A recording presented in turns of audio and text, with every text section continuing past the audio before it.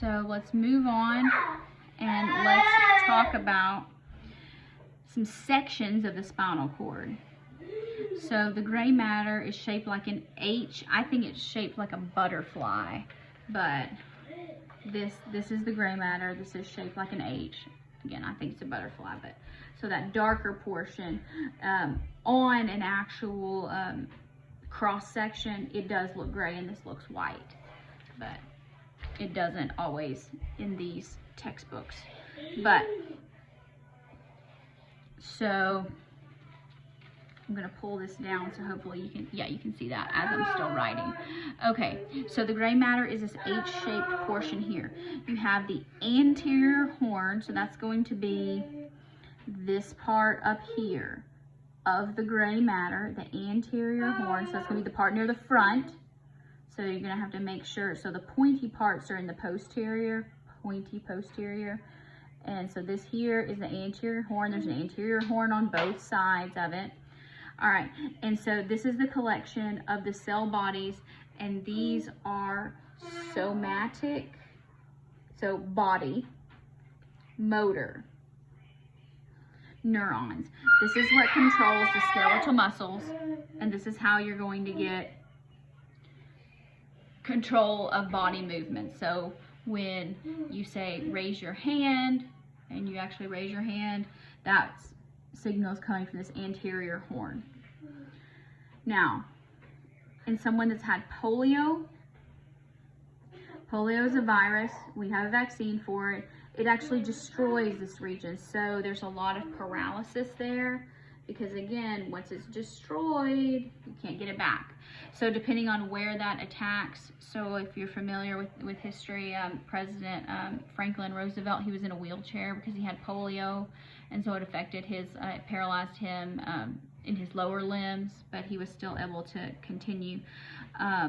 Some patients, they had the iron lung, where it was, they couldn't breathe because there was paralysis there. So polio is very bad, so this is where I plug a vaccine.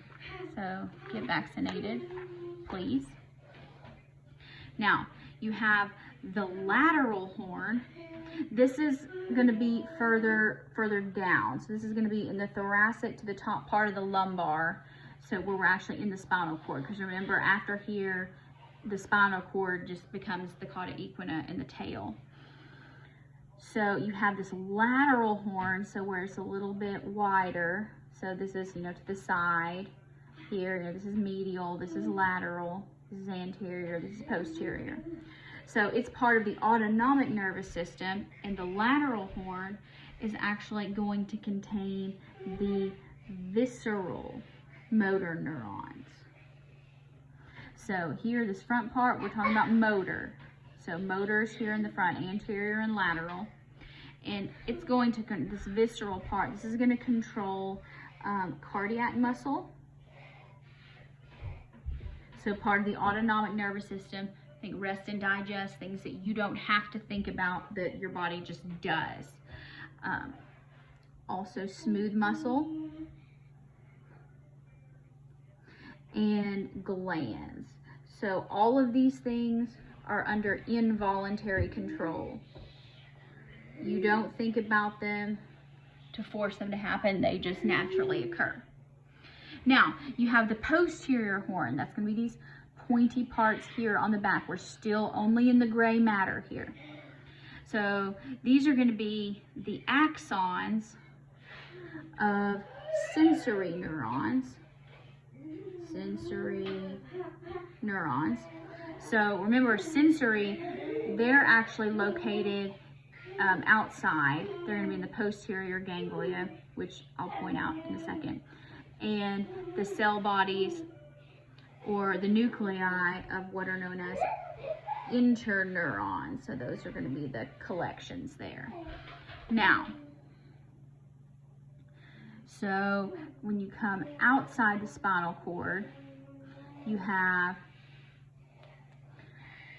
ganglia. So ganglia is just kind of like a bubble. It kind of looks like a lymph node here. So if it's on the posterior side, these are called roots. So posterior root ganglia, so it's just a collection of some cell bodies. collection of nerve cells is called a ganglia. Ganglia is plural.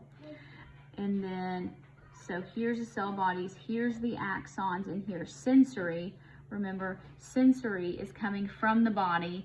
It gets connected here, and then the posterior root sends it on into the spinal cord. Now, these interneurons are neurons that connect the sensory and the motor. So they're kind of in this middle portion of the spinal cord. That's what the interneurons are. Now, you have the gray commissure. That's this part here. The part of the H, or the body of the butterfly. And it is going to connect the right and the left sides. So if this is front and this is back, this would actually be the patient's right and the patient's left, sorry, anatomical position, and the patient's right. It's backwards. Okay? And then you have the central canal right there in the middle, and that actually extends the entire length of the spinal cord.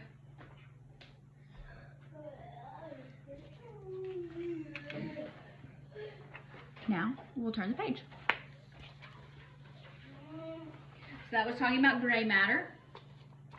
Let's continue on and let's talk about white matter. So white matter actually is going to be everything that is on the outside of the gray matter. So if this is gray matter, everything else is on the outside. This is white matter.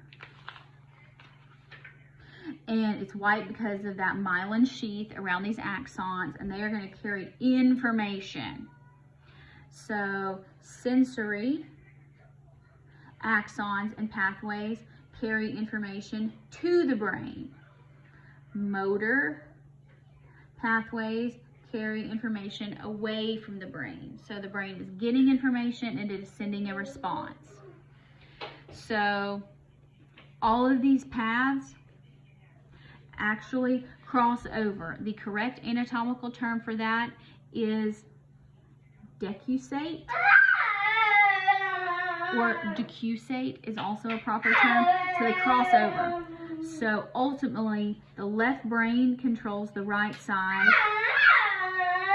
and the right brain controls the left side. So here, let me see if I can find you a picture.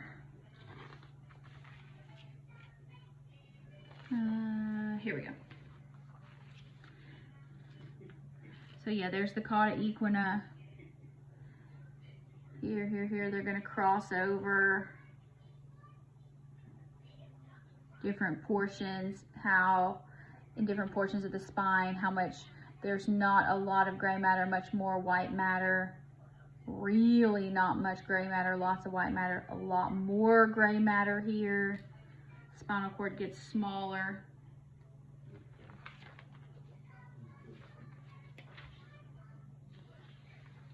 Let's see here. Here's one. This is on page 549. So here's this pathway here, left side of the body, going down the left, the left, the left. Oh, here it goes over to the right side of the body. So receptors come in, but there's the decussation right there. So there's where it crosses over. It's going to cross over somewhere. It may be way up here, it may be further on down, but it does happen.